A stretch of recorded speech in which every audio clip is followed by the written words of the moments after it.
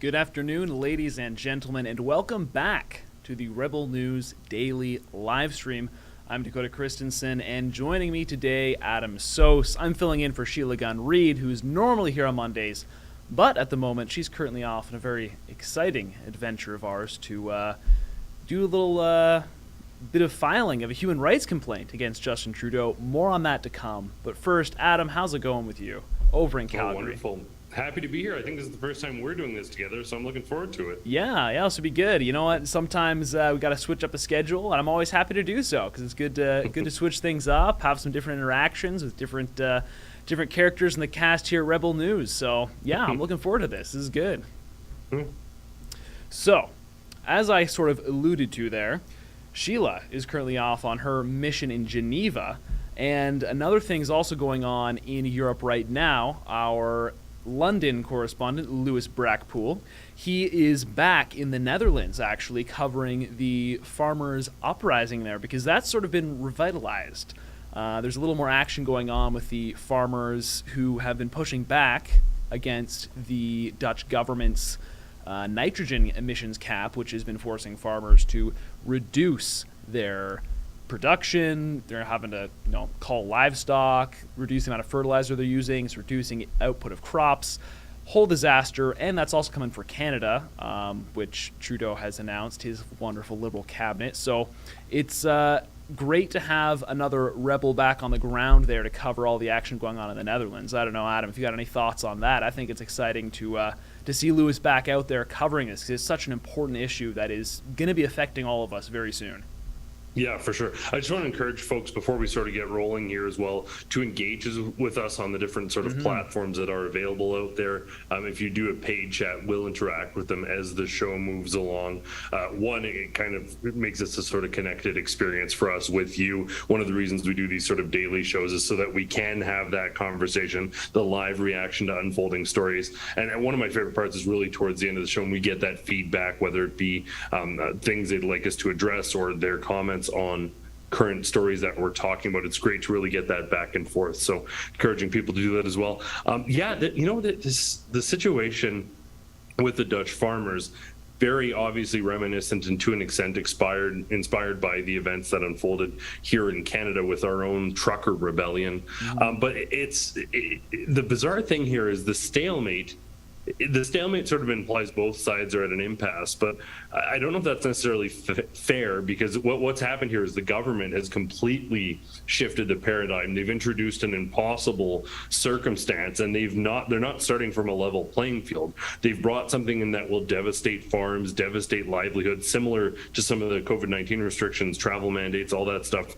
The truckers responded to that taking place. Now these farmers are responding to their industry being attacked. So the sort of blanket statement that it's an impasse, well, it's an impasse because the government has suddenly said, well, 30% of your livelihood is basically gone. It's the equivalent of the government suddenly taking away 30% of our equipment. Like, I don't have a camera right now, you have a camera, and I have a mic and you don't have a mic. It's such a fundamental, and I mean, for most people, they maybe don't understand what a 30% cut in fertilizer means. But it's like losing 30% of everything, because that is such an integral part. Sheila could certainly testify to this as she has that farming experience. But if you take that away, that means a 30% loss of yields.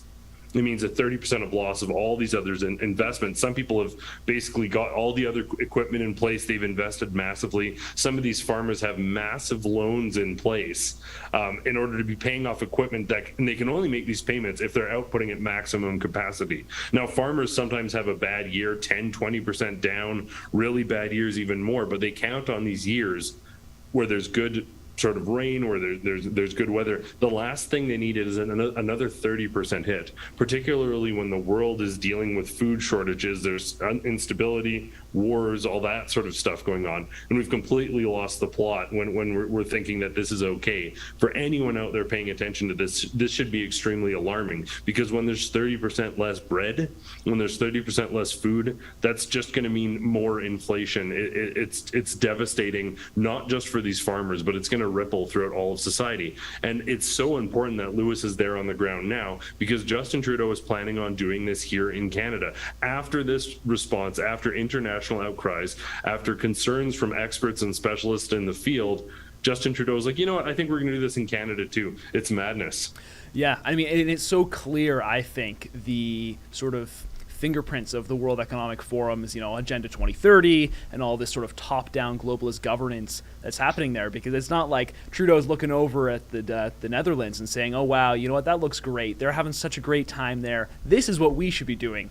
It seems pretty clear that there is some coordination there in terms of, no, this is the agenda that's being put forward by the World Economic Forum and those who run in those circles, and then these government leaders who, subscribe to that, Trudeau very much at the forefront of them, is saying, you know what, yeah, we're going to push this agenda. We need to force the farmers to produce less food to save the planet. And essentially that just means pain for literally everyone, the entire sort of ecosystem of our food and our economy, on top of already the completely unsustainable money printing and spending and inflation, all that. It's all compounding, and it's like, are they trying to just make everyone miserable? I mean, of course, if you look at the World Economic Forum, and of course, you got a great docuseries on that, all leading up to the you'll owe nothing and you'll be happy, government controls everything. And no, I'm sorry, guys, it's not just a theory. It is a conspiracy. There are conspiring people, but it's not just a theory. Yeah, no, it's a fact. Exposethereset.com or .ca for that. One of those two, try both. Incredible work being done there. But yeah, and the thing that's so sort of creepy about this is just how ideological it is. These people are religious zealots for this stuff. And early on, when we started hearing about some of this stuff, I made the sort of comparison, and I was like, well, we're not quite there yet, but you look at the great leap forward under Mao Zedong that led to the death of millions and millions of people. The technology wasn't there. Everything in society, all of the evidence was this isn't going to work and people are going to die. But these big government institutions like I'd suggest the Communist Party or present day the World Economic Forum, not that their values align exactly, but they do not care about, well, there's food shortages. They're like, we don't care. We're instituting our principles. They're like, well, these farmers are going to die and lose their farms. We don't care. This is the new world that we're seeing moving forward. They've seized this opportunity, as they say, which is, in other words, they're happy to further human suffering if it aligns with their final goals. It's extremely alarming to see, and I'm very grateful, sort of as you mentioned, to have people on the ground holding these people accountable and shining a light on it, because you can literally talk to people who are well-informed and well-informed, but who watch news, generally mainstream, pretty regularly, and you talk about the Dutch farmer rebellion, or you even reference what happened with the trucker sort of resistance that took place in Canada here, and they think it's not a particularly big deal. They don't know about the massive crowds, the farmers, the protests going on all over the world, very often inspired by the things in Canada. And that's people are in our own backyard. So there's definitely a disconnect from the real world. Most of these people, they're the types of people who think that farming is a novelty and that they just get their food from the grocery store. So who needs farmers? Well, they don't get that the farmers put it in the grocery store. So yeah, it's so important. This is one of those. COVID-19 was clearly one of them as well, but this attack on farmers is the sort of next step, and there's no clear-cut emergency. They say there's a climate emergency, but there is no clear-cut emergency like a looming pandemic here. They're just doing this, and it is dire and it is extreme. Again, not surprising though, here in Calgary, we're still under a state of emergency, according to GOT Gondek, which means absolutely nothing, but they're great at creating emergencies and panic, and then they don't seem to generate any realistic outcomes other than punishing working class people. Yeah, punishing, everyday ordinary folks, and then of course more government control, more government power. Of course. Yeah. I mean, it's also, I think it's really great to have someone on the ground there, specifically because, I really want to highlight the point that what's so fascinating about what's happening in the Netherlands is that not just that this is happening, not just that the government is imposing these absolutely insane restrictions, but the fact that the people are fighting back. They are rising up, and they've been pushed to the point here where they're literally so desperate. These are people losing everything. The government is forcing these farmers to lose everything, and they've said, at this point, what more do we have to lose? And they're rising up, of course, not violently. It's very admirable just how direct they're able to act and protest without crossing any sort of line into violence, especially considering just how desperate that they are. But it's the same sort of thing I think we saw in Canada with the truckers' protests all across Canada, both in Ottawa and at the Coutts border.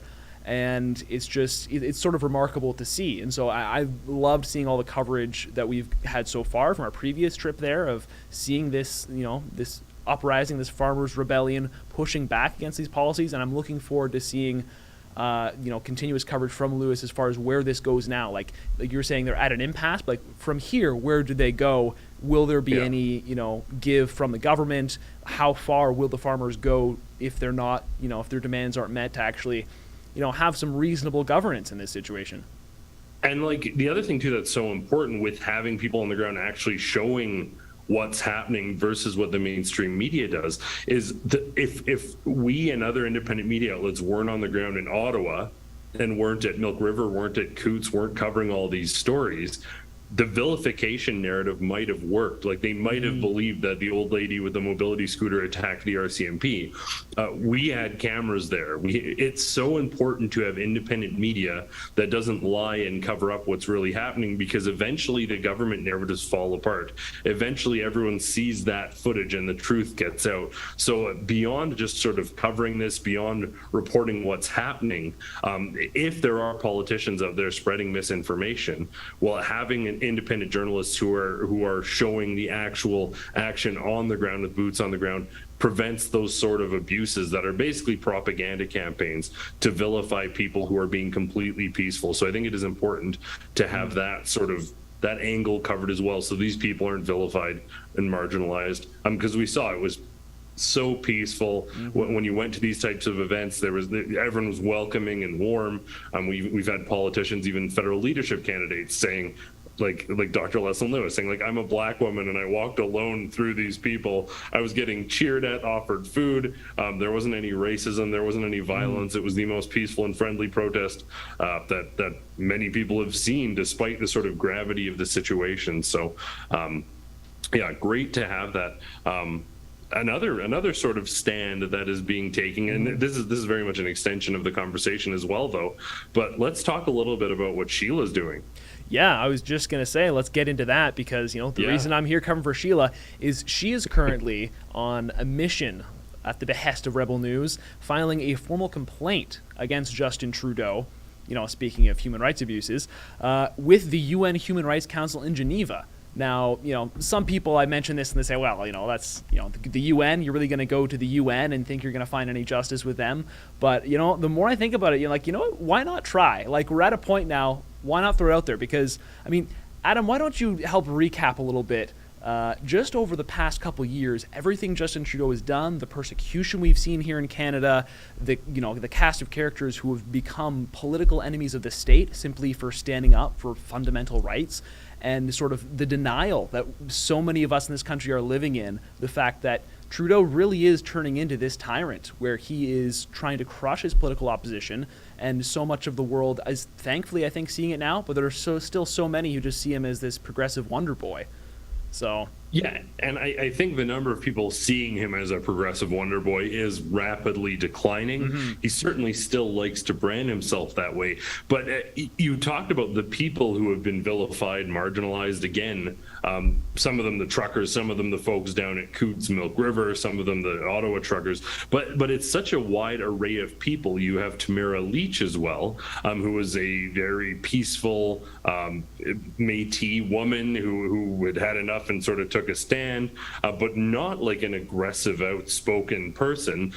Similar along the lines with her, you had people like Pastor Tim Stevens and Pastor James Coates, who were arrested, and they very calm, collected people. They didn't really do anything to garner the ire of government officials, any more than the mosques that weren't obeying the rules, but they were certainly targeted for selective enforcement. And then there's obviously, and as we're looking at the video now, the story of Pastor Artur Pawlowski, who I believe out of the majority of these people has probably spent the most day behind bars, certainly the most days in isolation, solitary confinement, has endured repeated dramatic arrests, including roadside arrests on the tarmac at the airport, SWAT-style arrests at his home, and then these horrible conditions, being made a villain and public enemy number one. Now, the majority of these people were opening their church, allowing people to gather, feeding the homeless. Many churches forgot this, unfortunately, but people's needs don't decline when things get difficult, especially spiritual needs. They increase, and people need those networks of support more than ever. So these people during COVID-19 weren't willing to compromise and undermine those networks, whether it be Tamara Leach standing with people, whether it be any of these pastors. There was pastors out east right across this country, however, who were targeted. Then there was small business owners. Now, if you were a Costco or a Walmart, you were fine. But if you were Chris Scott at the Whistle Stop, a tiny little shop that people fill up and get there, we probably wouldn't have heard the name the Whistle Stop in our lifetimes had they not sought to make an example out of this small business owner who's like, no, I'm going to stay open. But there is such a wide array of people. But the crux, the similar factor between all of them was when they started to be bullied by the government, they said no thanks. And then they were barraged with just a campaign of malicious and volatile hatred by everyone from Justin Trudeau to Jason Kenney to Alberta Health Service lawyers. Like, it was all the way through the government from the top down. We saw similar things out east as well, but it was just a totally encompassing effort to destroy anyone who dared to ask questions on any of these fronts. And I think Canadians were maybe a little bit, I don't know if it was a state of disbelief or disconnected from it. Probably not the folks watching this stream, but some Canadians out there, they didn't get the grandeur of these abuses. Meanwhile, we see Pastor Artur Pawlowski's image in Times Square. We see Americans saying, look at Canada, it's a cautionary tale for what's going to happen here. We saw other countries, there's countries all over the world, whether it be Australia, whether it be the Dutch farmers now, that are raising the Canadian flag as this symbol of people taking a stand against great oppression. We have seen fundamental human rights violations. Now the courts are starting to get it right. We've seen Pastor Artur Pawlowski handed categorical victory after victory. There's another victory to report today. In fact, that report will be out soon, extending from that dramatic airport arrest. Those charges have been completely dropped, so stay tuned for that update. But Chris Scott granted an almost entire victory. We're certain to hear some of these charges being dropped against Tim Stevens based on this precedent. But the wins are coming. But the fact is, these violations that were clear, categorical constitutional violations, and the Court of Appeal have, in Alberta at least, have acknowledged that the Justice Adam Germain sanctions, which basically meant that Chris Scott, Artur Pawlowski, couldn't speak without stating a declared government position, couldn't leave the province, all these things, they've been admitted as clear violations of constitutional rights and therefore fundamental human rights. Now, to your point about, well, what's the UN really going to do for us? Well, towards the end of the Pastor Artur Pawlowski and Chris Scott proceedings, where Sarah Miller of JSS Barristers and Chad Williamson of Williamson Law were advocating for those two clients and received a pretty big win, the Canadian Civil Liberties Association, which has been basically shushed on this across the board and hasn't really come out, was actually sort of an observer, or they sort of co-filed. So they were putting their weight behind the position that these people's rights were in fact infringed upon. So as the narrative shifts now, and I know it can be challenging, there can be an inclination towards being vindictive, but I think that there's a lot of merit in showing up at the UN, putting your cards on the table, saying all the courts are beginning to agree there was human rights violations here. I think this is a win-win, and I think it's so important that Sheila is there, because on one hand, if they fail to act on this and they don't acknowledge that there was a human rights violation, it is a categorical condemnation of the United Nations, and just proof now, almost legal proof, with some of the rulings that we're having, that they're unwilling to act. On the other hand, if they do acknowledge this and they do take some meaningful action, it may rejig their thinking and cast an important eye from this influential body towards the human rights violations that have taken place. So if we could pull up the URL just on the page so folks can check it out. It's obviously not cheap. Sarah Miller of JSS Barristers, who secured so many of these Pastor Artur Pawlowski wins, is with Sheila in Geneva. They went together and are working on this petition, submitting it. And it's so important to have that strong legal basis. It's a massive document that they've submitted, signed, and I believe it was approved and received by the United Nations now. There'll be a video on that coming out surely soon. But I think it's so important to have that strong sort of pushback. But these trips aren't cheap, obviously. So I do also encourage folks to sort of help out, to chip in if you can, to help pay for the trip, the lawyering, all of this important work that goes into it. If we could just pull up the webpage one more time so people know where to find that. Yeah, and I think it's so important there. Like you were saying, we have one of the best legal minds we've seen here at Rebel News who put this together, Sarah Miller, who was the one who secured that incredible victory for Pastor Art. But also, like, if the UN does accept this and they are willing to, make an official pronouncement that, Trudeau has violated human rights, and to recognize that officially as a body, even if they can't take any, significant concrete action, if they are willing to accept this and see it as, yes, Justin Trudeau has been persecuting citizens of his own country, as, he's been suppressing political opposition. If they say that, like, the moral weight of that, the moral victory that can come from that, and the sort of legitimizing of everything we've been saying here in terms of, no, like, Justin Trudeau is not just some progressive wonder boy who's this, prince of progressive policy here in Canada, who's leading the way for, for the world to follow. He himself has just become this complete tyrant who is oppressing anyone who seeks to oppose him or the policies he's seeking to implement, and how Canada's democracy has been crumbling. And so I think it's worth a shot. And the UN is the group, these are the people he wants to impress. So even if you put aside the fact that there's logical benefit to this, if you don't like Justin Trudeau and you want to take a petty shot at him, what better than to have the UN, the group he's been sucking up to and trying to acquire seats with, what better than them condemning him directly? It's the best shot possible. So if you think that this is important work, if you're happy that Sheila's there, or if you just want Justin Trudeau to have another sort of stain on his already tarnished record, go to humanrightscomplaint.com, sign a petition, consider chipping in to keep that work going, because it's like, as we mentioned, not cheap to have all this lawyering done and to have these two folks. Sheila, obviously such an instrumental part of our team, flying over there. humanrightscomplaint.com. Chip in what you can. It'd be so greatly appreciated. So, yeah. Absolutely. Yeah, and on that note, I think we're going to break for an ad now. One quick extra reminder that we would love to interact with you. So again, send us your hyper chats, super chats, Rumble rants, whatever platform you're on. We would love to hear what you have to say. We'll read out your comments. Let's get some interaction going. With that, let's break to this ad. We'll see you back very soon. Stay with us. So I absolutely love having the opportunity to chat with you, to chat with our ever-growing audience. But I'd actually love for you to have that opportunity as well. We actually have advertising opportunities available with rebelnews.com. We don't get handouts from the government. We trust on supporters, viewers, and advertisers like you. So instead of folks listening to me in this spot, they could actually be checking out your company, getting information about your business. For more information or to advertise with us, send an email to ads@rebelnews.com.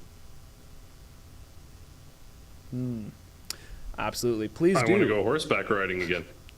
I'm good at this week. That's great. You know, Adam, every time I get a video submitted, I see you're on a horse, I'm like, you know what? It seems like a good day out in Alberta. Seems like a good time. Well, you know, I have an interview scheduled, and we were originally going to get it on horses with Brian Jean. We're going to do an interview, but it took them a little while to get back, so we couldn't line up the horses for that one. We're going to go for a walk and chat, though, but no horses this week, I'm afraid, for videos. Fair enough, fair enough. Well, you know what?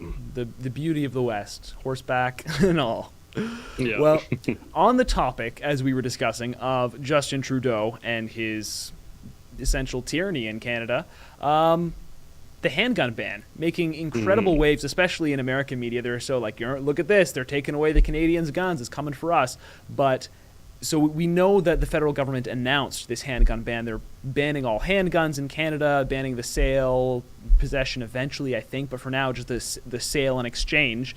And now, because that ban isn't coming into effect quickly enough, and because since they announced the ban, handguns have been flying off the shelves. I think it's something like a 900% increase in handgun sales in Canada since they announced the ban. They're now banning, effective immediately, through some more obscure, procedural way rather than through Parliament. They're banning the import of handguns into Canada. So you can't restock those shelves once they're empty because they may be flying off the shelves, but now they're basically saying, nope, sorry, the handgun ban that we want, it can't happen immediately. So in the meantime, we're going to ban all imports, which I think is through the same mechanism they use to to regulate dairy imports as well. But I mean, I know, Adam, you have a lot to say on this. You know, you were the one kind of leading the charge on our Hands Off Our Guns campaign when this ban was announced. So I mean, what's your take on this latest news about us literally now saying, nope, we're banning all imports of handguns. You can't bring those guns legally across the border anymore. Well, I mean, there's a bunch of ways to go with this. The first sort of self-evident point is that the people that you're trying to limit with these restrictions aren't generally buying guns legally, the violent criminals. So, like, under Justin Trudeau, with all these increased gun measures, almost across the board, gun violence has increased. And there's actually, I saw a graph the other day, I don't know where to find it, we probably won't be able to pull it up, but it was basically like the immediate jump of gun violence in Toronto.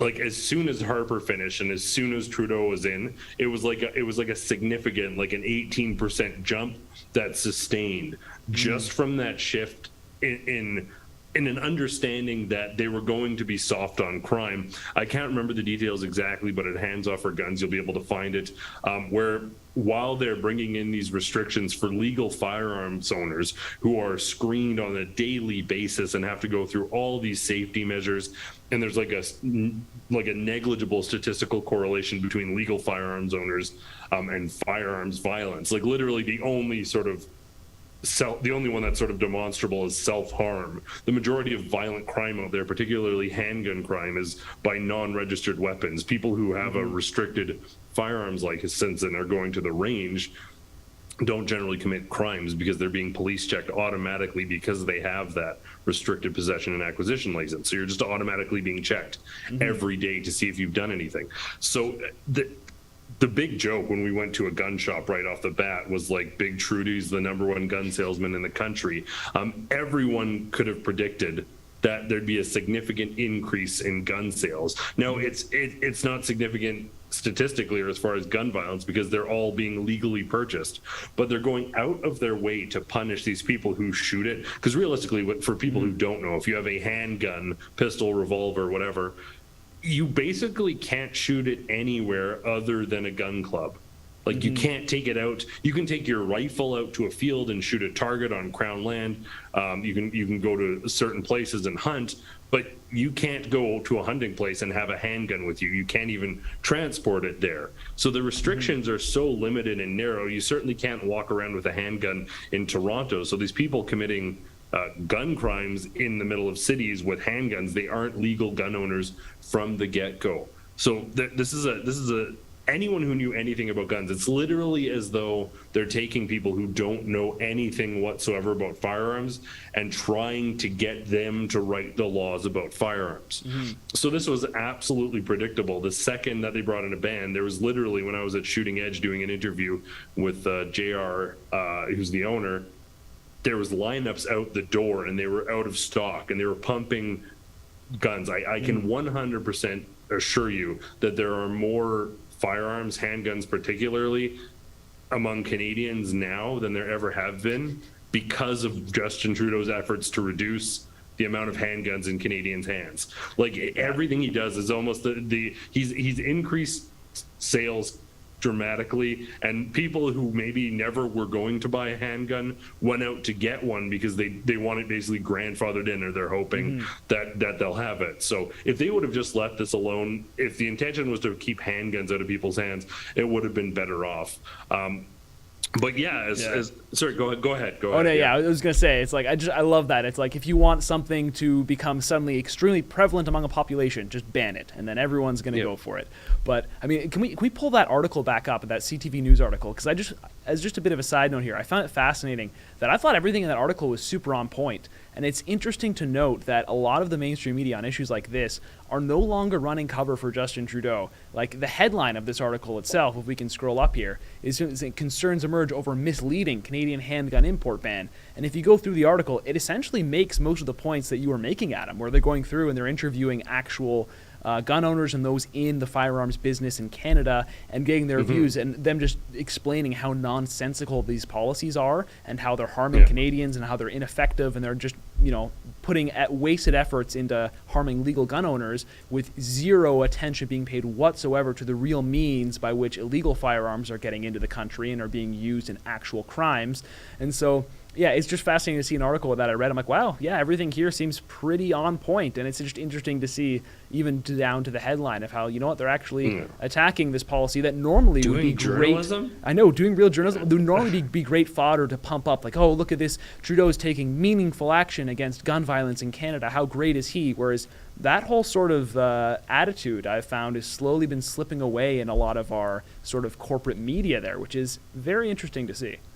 One of the more refreshing things, and this might have been before I was really into firearms. I'm a late adopter. I probably would have been on the other side of some of these talking points, I don't know, 10, 15 years ago. But there was a journalist from Vice, a woman, I suppose, but a young woman, it was a Vice video. People I'm sure can find it, but she came into firearms as like, I'm opposed. I think nobody needs them. It's ridiculous. And she went through the firearms, like they asked her as a journalist to go through the training, try shooting, get the entire process. And basically by the end, she was like a gunny who loved shooting and everything. And eventually she sold her guns, and she said, yeah, there's way too much red tape and the government just ruined a perfectly safe and friendly Canadian sport. So she went from like, nobody needs this, to like, everyone should have this, but the government's making it too much of a pain. If you look at this objectively, if you look at the statistics, they're literally softening the punishment on violent criminals who use illegal guns to do bad things, and punishing people who are just trying to shoot at targets as a sport. Yeah, it's wild. Yeah, exactly. And while we're on the topic, I'm pretty sure we have a video clip also, I think, of one of Trudeau's ministers admitting that this latest ban on the import of handguns was in response to that 900% increase of handguns. So let's throw to that clip if we have that ready, because I think that's a good bit to show there. Why you didn't do it months ago before there was a surge in sales?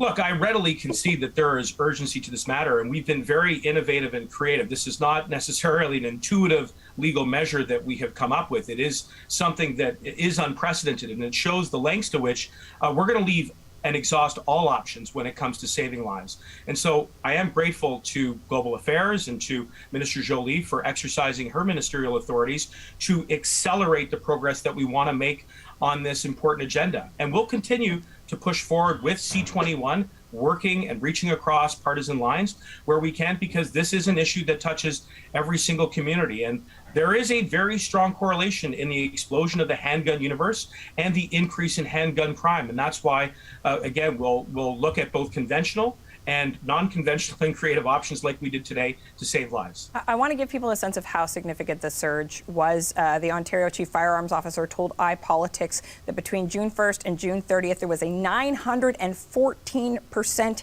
increase, 914% increase in handgun transfers over the same period in 2021. So you are making another move now. I want to ask you, it's 2 weeks before this comes into effect. Do you anticipate that there will be perhaps a smaller, but another surge now in sales?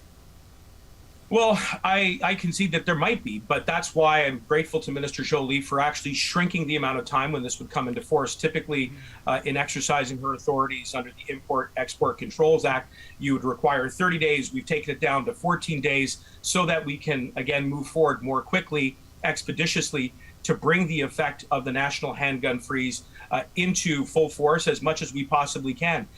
Well, I'd say just first at a high level that the vast majority of handgun sales are imported, and that's because we have a very small manufacturing sector here. And so that's one of the reasons why we've turned to this particular measure. Oh, man. And for those who may have forgotten or don't know, Marco Mendocino, he is the serial liar. We've had a number of campaigns, most recently calling for him to resign for, what was it he was lying about most recently? I'm drawing a blank here. I can't even keep track. Yeah, because there was stuff about the convoy where he was lying about the public safety implications of the convoy in Ottawa, and then there was something else. I'm forgetting what it was. I think it is firemendocino.ca or something like that. Yeah, though. something like that. I don't know. Yeah. I feel like it's nice to have that context here. If we pull that up, there we go. He must resign. Oh, yeah, claiming the police asked the federal government to invoke the Emergencies Act. Yeah, That's what it was. Okay, so it was convoy related. It was Emergencies Act. Yeah. So. He's quite the character. He's been a very faithful lackey, it would seem, to Justin Trudeau in furthering his agenda of clamping down on the rights and freedoms of everyday Canadians. And there you have it, banning the import of all handguns. Yeah, 1,800% sales increase prediction. Yeah. You know, the other thing, too, there that he's just like lying about, these statistics aren't available. They just brought this thing in, and illegal firearms. He was basically falsely implying that there was an increase in gun violence, that there's a correlation. And then she's like, well, there's been an increase in sales. I don't know if she was running cover or she sort of misunderstood what he was saying there. But like those statistics wouldn't be available yet, so that's not true. But there is a statistical correlation of increase in gun violence. It's not to do with handgun sales in the last 2 months, but it has everything to do with the guy who's leading the country. There is a categorical correlation of an increase in handgun violence, and it's with Justin Trudeau. It's also with more progressive mayors coming into these cities. You then see softening of consequences on gun crimes. There's a correlation, but it's not. It doesn't have to do with ownership. Yeah, absolutely is. So, yeah, wild story again. You know what? If your local gun store is still in stock, maybe you might consider, I'm not going to tell you what to do, but might be worth checking out the shelves. I don't know. But in the meantime... If you want to see a lineup, there'll be yeah, exactly. Yeah, if you want to go gawk at some people standing in line, it's either a COVID testing center, last year we have those lines up. Now it's the handgun store. So it's very, very fun to see. We're going to throw to another ad right now. Make sure to stay with us. We will be right back. Hey folks, check out the newest arrival to the Rebel News store. Yes, F is for Fidel and F is for Father? I mean, could it be? Yes, half this photo, the colored half, is Justin Trudeau. The black and white half is a young Fidel Castro. Wait now, or is it vice versa? It's so confusing. I'm a huge Forensic Files fan. Wouldn't it be great if we could have piece of Justin's DNA and a piece of Fidel's DNA and put the rumor to bed once and for all? But in the meantime, we'll just have to walk around wearing this shirt, hinting at a great Canadian conspiracy. Or is it? In any event, if you want to get this shirt, folks, go to the Rebel News store and check this out.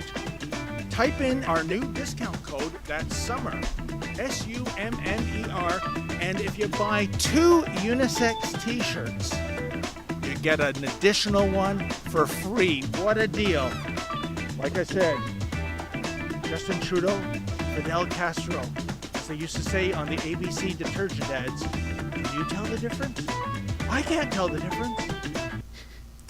Oh, Adam, that is my favorite ad for our store. Yeah, David it's really Menzies is good. absolutely killing it. You know what? I want an ad with Dave Menzies on a horse, and then I'll be satisfied entirely. Actually, I would love to Yeah. see that. Yeah, I'm going to Yeah. put in a request. I want to see Rebel News takes David Menzies to the ranch to do some horseback riding. I would love to see that. Maybe we'll have to set up a campaign, get a petition going, calling for David Menzies to go riding a horse. I'd be into that. Yeah, Fun to mounted watch. Menzies done. Oh, man. Well, next up on our schedule of topics here is one of your campaigns that you've been spearheading, Adam, cleanwaternow.ca. And this has been such a consistent issue in Canada, especially after repeated promises and failures from Justin Trudeau to address this, and then simply refusing to, failing to, whatever way you want to look at it.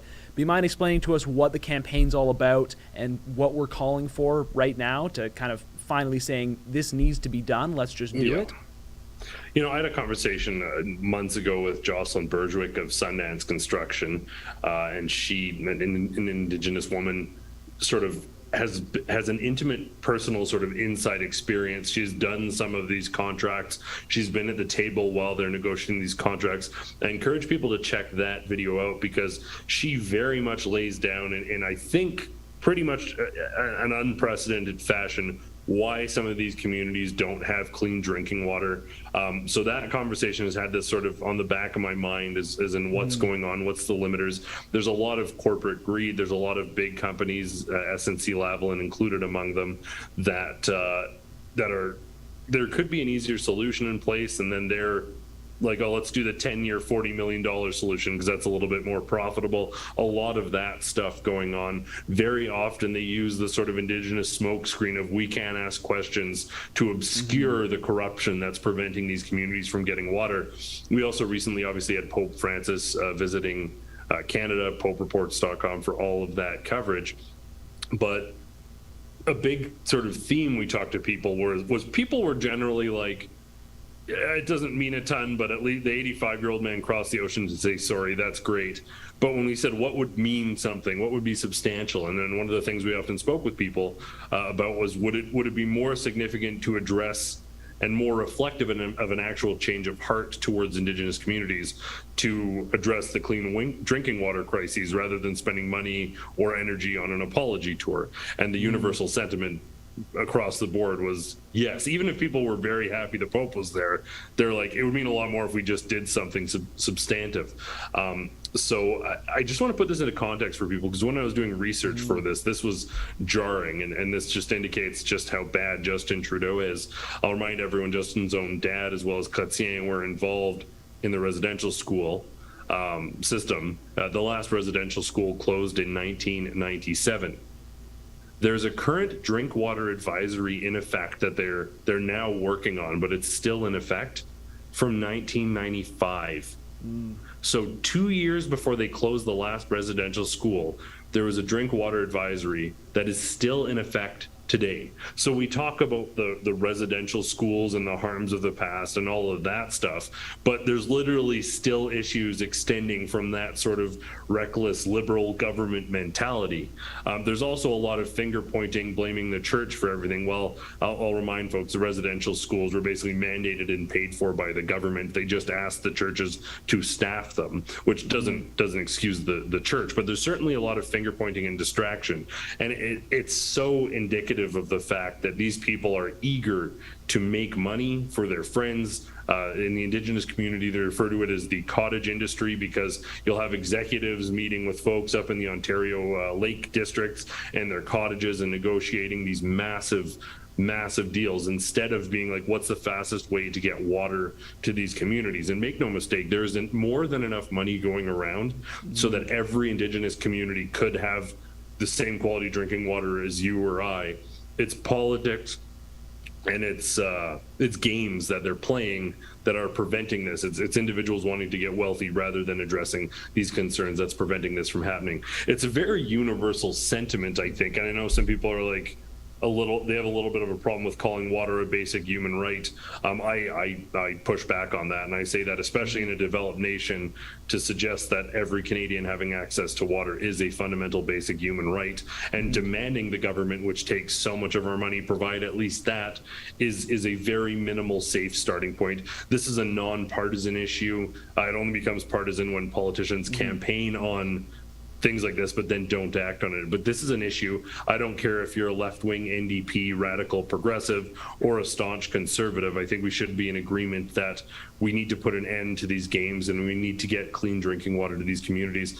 And for folks out there who don't know how bad it is, sometimes they won't do adequate ground surveys, and the process they use to purify water actually reacts with sulfur and creates carcinogenic water that the communities can't use. Some of these communities, the water is so toxic that the children can only bathe once a week or they begin to rash. This isn't just, oh, the water doesn't taste quite right. This is unsafe and unusable waters for these communities.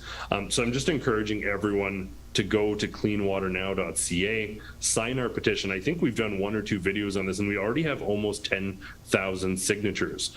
But this is an issue that I feel we could get like 100,000 signatures on. So sign that petition, send it around to your friends, regardless of their politics or their position. This is something that everyone should probably be on board with. So do sign that petition. We're going to continue to do more stories on this, hold politicians to accountable, and hopefully generate some real meaningful action to put an end to the 27 remaining First Nations communities that have these drink water advisories in effect. Yeah, and I think it's interesting and it's important to sort of highlight, like you were saying, there is more than enough money to actually achieve this that is being pumped into these sort of programs, and it's sort of this government corruption and sort of there's a smoke screen around what's going on that is just not happening. And it's such a universal sentiment. You'll have so many people across the political spectrum saying, guys, this is an incredible issue. It is so solvable. We can so easily do this with the resources we have. Let's do it. And everyone calls for it, but it just never happens. And I remember we were having a conversation when we kind of had the whole team together here in Ontario, sort of doing a bit of a retreat. I remember you saying, like, could we not just do this ourselves? Like, what if Rebel News, with our faithful viewers, tried to crowdfund the money you would need and then spearhead the project of giving one of these communities clean drinking water just to prove how possible it is? And I just remember thinking, like, wow, it's incredible we're actually saying this in such a realistic, like, yeah, like, let's actually do this. And of course that didn't happen. There are some logistic hurdles that we weren't able to sort of meet feasibly. But I just feel like when you can actually have a conversation and say, you know what, we ourselves could go ahead and do this, and yet our government, with all of its resources, the one that is already managing these communities, because the government is so paternalistic over these Indigenous communities themselves, they have such control. I think it's just incredible to see that they're failing to fix this issue, which is so actually possible to solve. If you want like a small scale example of this, when we were talking about all the arson that was taking, the sort of false mass graves narrative that was pushed, which I'll also have another report on, and obviously we've got the incredible documentary from Dre and Matt coming out soon. But when we saw the mass arson and everything, I was speaking with a number of Indigenous communities, and they invited me out to their church on Sutina. And we got there and they were sort of telling me the story and how they basically had a vision in their cultural tradition that there would be a Catholic church here. And then they got together and some of the community members donated the land. And this church, a beautiful old church, no running water, very sort of basic, but the roof was leaking. Now, they could get multi-million-dollar grants for sports complexes, but a couple blocks away the church, they couldn't get money for a roof to prevent it from leaking and becoming damaged. Shocking, the Liberals don't like churches.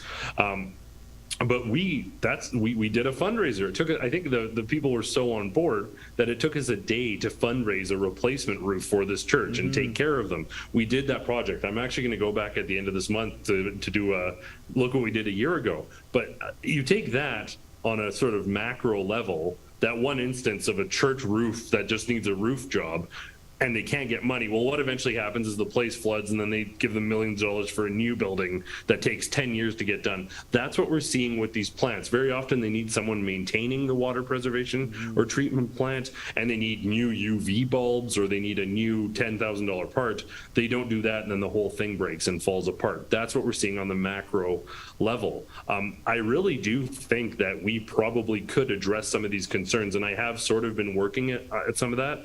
But one of the problems is it is so it's so sort of, as you said, paternalistic, but it's so like 7 government agencies are involved. Yeah. So I spent like a day on the phone saying, okay, this community doesn't have water. What would it cost to get it? And they literally couldn't. They hadn't even done like surveys and determined what they need on a 20-year thing. Like, I'm like, can we raise $200,000 and get this part? They couldn't even formulate an answer as to what. So we didn't know if it would be a matter of raising 20 grand or 7 million, and nobody could solve that sort of predicament for us. It was extremely troubling. You know what, I'm actually just thinking now, because I was like, if you were saying all these government agencies couldn't even give you answers, it starts ringing in my head sort of Pierre Poilievre's line about the government gatekeepers, which I think he's so on point about. And I think it would be interesting to try and ask him the next time we have a chance to put questions to him, be to ask him, like, okay, what do you think about the government gatekeepers who've been preventing this very solvable problem from being solved, and will you do something about it if you become prime minister? Will you do what Justin Trudeau has promised repeatedly to do and has never done? I think it's a fascinating point. I don't know. That's just the first thoughts coming to my mind now.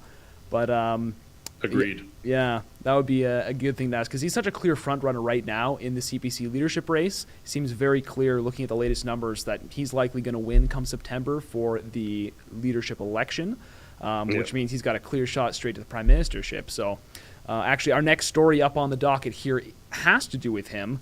Conservative MP threatening to leave the party if Pierre Poilievre becomes the leader, which I think is kind of hilarious. There's this sort of narrative, I think, that Jean Charest is really trying to push, that Pierre Poilievre is an extreme radical right-wing person who would pull the Conservative Party into some uncharted waters. And it's hilarious to see this Quebec MP saying, you know what, if he's elected, I'm not going to stay in the Conservative Party. I'm going to take a principled stand, when really the only things Pierre Poilievre has been saying is, I want to make Canada freest country on earth and remove government gatekeepers, and his classic lines. A lot of them are very much Harperisms, which it's funny to say he's so radical when we had a very successful sitting prime minister for so long saying the exact same things. I don't know. What do you think, Adam? I just think this is kind of ironic. Yeah, like Harper was a moderate centrist. He wasn't even socially conservative on core issues. And people are trying to brand Poilievre as an extremist like Harper. Yeah. Harper was like, he was progressive on abortion and marriage.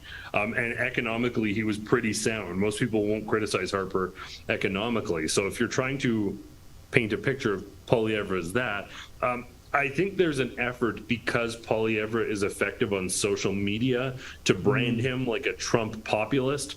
I wish. He's not. If anything, because this is the distinction. Pierre Poilievre paid 50 grand to not be on stage. Trump would not miss an opportunity to be on a stage. You couldn't pay him 50 grand not to get on a stage. Poilievre is charismatic, and he says the right things, and conservatives are a little bit scared because we haven't had a remotely charismatic leader. Harper wasn't particularly charismatic. So he is charismatic, but he is very moderate centrist. The only sort of points that he has that are maybe a bit out there, which I'd agree with entirely, are like defund the CBC, that he says and has people chant, and talking about freedom and stuff. But the majority of what he has said, while in the madness of COVID-19 might have seemed a little extreme, most of what he said now courts are beginning to agree with, and the mainstream narrative is coming around to, oh yeah, we were obviously wrong, and this is a sensible opinion. But yeah, you can look at the polling. Jean Charest, depending on the polls, among non-conservative voters, is preferred a little bit over Poilievre. So it's like a couple percent. So the argument that they're trying to go on, and with Jean Charest, knowing that conservative voters are rational, Well, Jean Charest, it's smart. Whoever, it's probably Rougier or someone, I don't know. Someone on the campaign has said, listen, the angle we have to go with right now is if you don't vote for Charest, Poilievre is going to lose to Trudeau. That's the crux of their campaign right now. It's based on sort of marginal, slim polling margins, but it's slightly reflected in reality. But this guy saying this, it's I don't know if it's an intentional correlation to the Charest campaign. But if you're going to leave over someone as semi-centrist who's a little freedom-oriented as Pierre Poilievre, you shouldn't have been in the Conservative Party in the first place. If you've been happy with Aaron O'Toole and Andrew Scheer's performance, caving and flipping on just about everything, you belong in that Conservative Party. But I think the Conservative Party, we've seen renewal, we've seen excitement. They're basically losing everyone who is conservative-ish to the People's Party. With Pierre Poilievre coming back in, people seem to have flipped back. Now, they may come to regret that and have some buyer's remorse once elected. We could see the Conservative Party revert to the sort of Aaron O'Toole, whataboutism, liberal light, like non-substantial. But I mean, frankly, adieu, if this guy wants to go, okay. You don't want any sentiment of conservative principles in your conservative leader. You probably shouldn't be in the Conservative Party. Yeah, no, exactly. And on that note, and actually we're going to come back a little bit because you mentioned in the height of COVID, Pierre Poilievre might have seemed a little more out there because we had such a shift leftward in terms of government control and policy during COVID-19. Yeah. We're going to throw to an ad real quick. We're going to come back. I think we're going to talk about the other campaign that you've been spearheading, Adam, on that note of COVID-19 management. And then we'll make sure absolutely to be getting to all of your chats you've been sending us. So stay tuned. We'll be back with you in just a minute.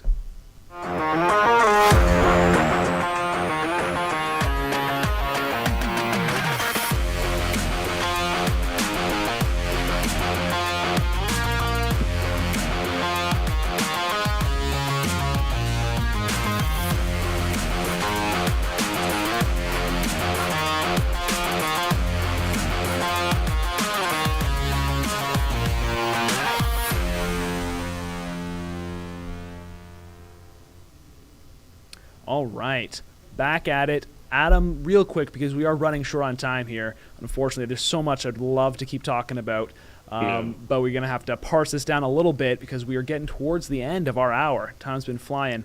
Yeah. Why don't you talk a little bit about your Pay It Back campaign, where we sort of switch gears to the COVID-19 topic here? Yeah, so Dina Hinshaw took home almost $600,000 in a year. So, I mean, if you do the math there, that's about $11,000 a week, which is 23 times what the government determined people needed to get by on CERB if they were laid off because of COVID mandates. So this mentality from health officials that we're all in it together, this is pandemic profiteering at its core. Now, don't get me wrong, I understand that there probably is this is probably within the contract, but she's been categorically condemned by pro-lockdowners and freedom fighters alike. She's made serious blunders like blaming the death of a brain cancer-related death of a child on COVID-19 when it basically wasn't a factor. She's been sort of unprepared and unable to answer questions that clearly, for someone making that kind of money in her position, her base salary being like $327,000 or something like that, should be prepared to do. So this is someone who's been condemned, and we're all in it together apparently, but there's certainly been no lack of cashing in and capitalizing. For those of us in the real world, imagining our already massive salary getting a $250,000 bonus, anyone excusing this or saying, well, that was the terms of her job, I don't care if those were the terms of her job. A $250,000 bonus for a health official when everyone else is suffering and they're closing down emergency rooms and limiting hours, and they're cutting back ambulances, partially because of management issues, which hell, she should be taking a look at because it's part of her job, but also partially because of funding cuts. It's a bad look. It's a really, really, really bad look. And it completely flies in the face of the we're all in it together narrative. The COVID-19 response has been a disaster. Now, you can blame Jason Kenney or you can blame Dina Hinshaw. Each of them is going to point somewhere else. No one's accountable. But ultimately, Jason Kenney was in charge of the province. She was the chief medical officer of health. these decisions ultimately fall to their heads. Now, no one wants to take accountability. No one is admitting, not even Travis Taves, current UCP leadership hopeful, that they've signed off on this payment. It's a disaster. But I mean, the fact remains, Dean Hinshaw absolutely needs to resign. Before she does this, she needs to pay this money back. The rest of us, many of which have lost jobs, suffering, whatever, people out there in the world en masse losing jobs, often without severance, while she is cashing in. It's absolutely just gross. There's no other way to describe it.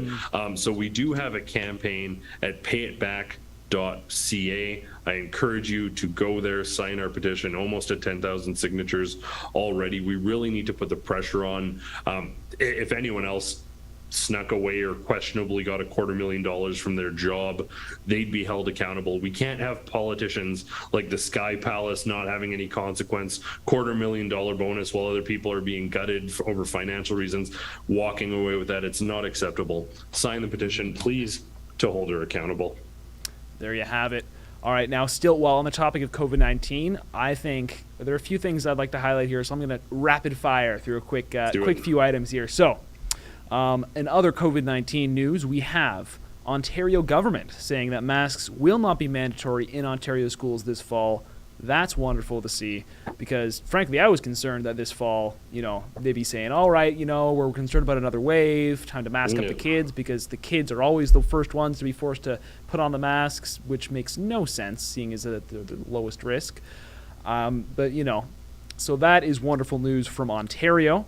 We have, maybe we can just flash this while I'm talking about it, Life in Beijing right now, relentless COVID testing and health app that dictates where you go.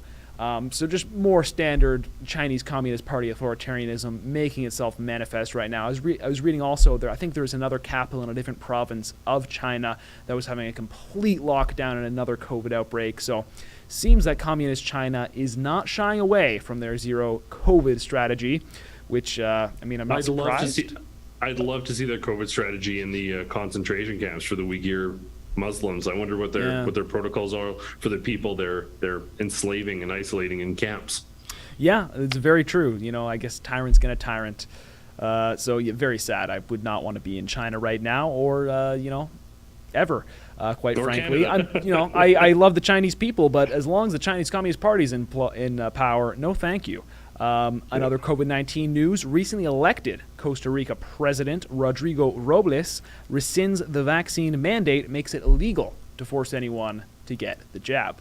I think that's very interesting. A little bit from Costa Rica. I love seeing throughout all of COVID-19, it's so uniform, all these government leaders, these leaders of countries enforcing these same harsh lockdown policies. And then you see some of the smaller countries that seem overlooked, like they're not in on all of it, and you sort of have a leader saying no, that we're not going to do that. And it's always fun to see. I think Jamaica did that once last year. I saw that. Costa Rica now, a few others. It's been fun to sort of see them pop up and be like, no, we're not doing this, and it's always there's great been to see. so many countries, and Dina Hinshaw did this a lot, was just follow the leader. It wasn't look at the evidence. It's like, oh, they're doing this, we better do this. Oh, Alberta, Ontario is doing this, we better do this, instead of looking at the evidence and forming a policy.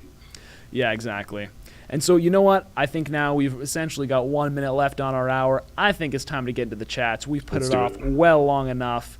Let's start throwing some chats up here. Thank you so much to everyone who sent them in. Billy Howard, Costa Rican president has made it illegal to mandate or coerce people into taking the vax, we were just talking about, or restrict under-vaxxed rights. So shouldn't Justin Trudeau be arrested there or at least deported? I think that ties in nicely what we were talking about our human rights complaint to the UN. Yeah, so I think you're right. If we're going to see some consistency here, Justin Trudeau has been doing pretty awful things, forcing his policies on people. And I think the hope is that there's some metric of accountability, whether it be Pastor Artur Tamerleach, whatever, fiscal remuneration for their, and we know for Artur Pawlowski is the fact that he spent that time behind bars, the majority of those charges have been thrown out. So it's very likely fiscal remuneration. But these politicians just getting off scot-free after absolutely dumping all over the Constitution, it's offensive. And I'm hoping there's some metrics of accountability moving forward. Yeah, you're so right. Next up. We have AMT 60. In 2019, the World Economic Forum and the UN signed a strategic partnership framework. I just looked it up. Since our PM is a World Economic Forum puppet and doing what they want, I'm skeptical the complaint will work, and will it be in the mainstream media?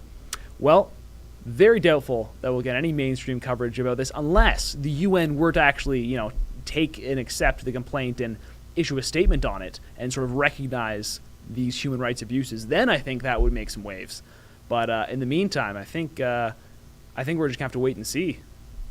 Yeah, well, I mean, even if there is a negative response and it doesn't seem substantial, that could certainly generate a response from some mainstream outlets as well. But like I said earlier, either way, you're forcing them to weigh in on this, which is going to be very revealing of where they are.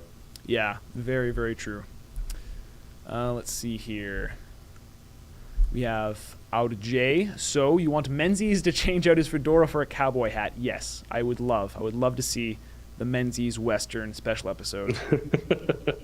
I would pay to see that. Yes, exactly. Put that behind the paywall, subscribers only. It would be worth it. I'm sure we get a lot of subscribers just to see Menzies riding horses. Yeah. Adam Ottawa says, got my Summer Rebel t-shirts today. Thanks, too, for the 4 reusable plastic bags, too. They will come in handy to dispose of my cat litter. Well, Adam Ottawa, I'm so happy to hear you got your shirts, and I'm great to hear you using those plastic bags, putting them to good use. Scooping that cat litter. Never fun, but, I'm glad we're using those plastic bags. King7734. Does the rainbow community get bent out of shape when a person says they're flying from JFK to Heathrow Airport? It's a transatlantic flight. Oh, man. Does the transatlantic become the Pacific? Yeah, that's a good question. I guess it depends on how the ocean's feeling. We're going to have to ask it. Make sure we don't misidentify the ocean, Adam, okay? Yeah. Make sure you're being sensitive. I'll ask next time. Yeah, exactly. We'll get Drea to investigate. Yeah, of course. We can have one person check with each ocean. Yeah, we'll go and check in. Frasbo, the real question is, how much money did she get from the World Economic Forum? You know what? That is an interesting question. I really, really hope it's zero, and I imagine she's getting more than enough just exploiting the taxpayer. But you know what? Who's to say? Very often how this works is after they finish a post, then they get a super juicy job. But yeah, a bunch of politicians magically get wealthier while they're in office. Yeah. It's interesting. Yeah, exactly. All that sort of stuff. I think normally they exploit connections, maybe some insider trading, all of that. I'm not sure there's explicit, payrolls coming from the World Economic Forum, because I don't think they would need to. But hey, I can't say for certain. Well, it's been fun. Is that it? I think that's it for our chats. Well, that's it. Adam, it has been an absolute pleasure hosting the live stream today with you. For all of you viewers, thanks so much for staying with us. Those of you who have stuck with us thus far, we'll be back at it tomorrow, not us specifically, but we do host this every day, rotating hosts, Monday through Friday, the Rebel News daily live stream. Make sure to check back in tomorrow at noon Eastern, 10 a.m. Mountain Time. And until next time, make sure you're staying safe in this world, staying free, and try not to let the tyrants get the best of you. Talk to you later, Adam. See ya. A lot of people are talking about the farmers, and of course, if the farmers give up their land to the state, that they should do it for the climate. What are your thoughts on that? The idea of it's for fighting climate change. Well, what's your thoughts? Honestly, I don't think that's the real cause. I think they need. It's you can already see it a little bit. They need that land for other things, maybe for housing, for example. It's not for climate change. Climate change is a whole different story, I think. It is changing. I don't really think it will be the fault of the humans for us, but I don't think that's true. So they have another agenda instead of the climate. Yeah. What do you think that agenda might be? That's I think a long story, but at the end it's a little bit about control, I guess. Most control. And yeah, I don't know. It's hard to say in one sentence, I guess. But maybe the World Economic Forum. You heard of definitely, them? Yeah, definitely. If you can see it, they are in all cabinets now around the world. Here in Holland, a lot of ministers are part of the World Economic Forum. They have this agenda. You see it even in the plans of our cabinet. You see this; they almost use the same text as the World Economic Forum. So you can really see that it's not for us. It's more like there's a bigger plan with Europe. Yeah. Yeah. So